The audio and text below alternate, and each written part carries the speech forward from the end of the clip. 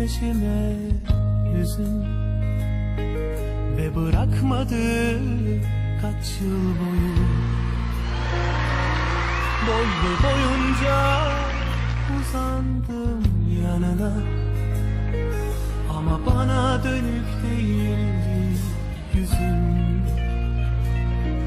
Aldanıp sana bekledim geçen güzü ve bırakmadım kaç yıl boyu.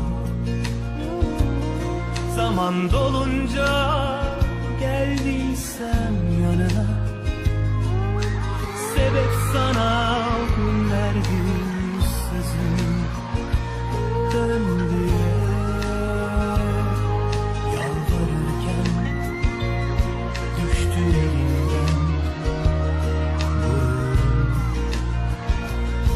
Son diye dilenirken geçti önümden bir tanem.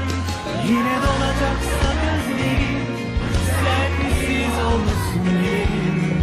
Eritir yaşlar kalbimi, dayanamaz halim. Yalan yalan sevdim, yaşanırsa keder. Bırakma yalnız beni,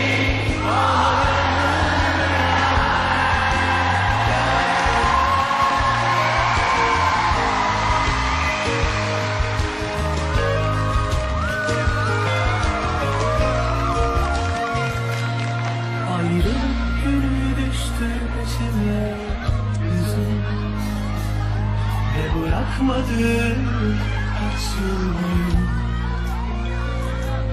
Boylu boyunca uzandım yanına, ama bana dönük değildi yüzün.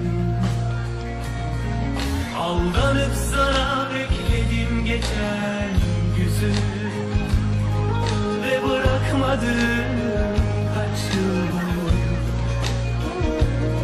Zaman dolunca geldiysem yanına,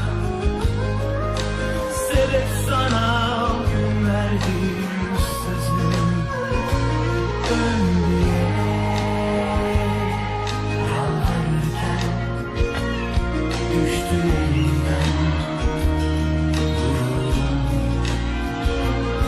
Son diye dilenirken geçti önümden bir tanem.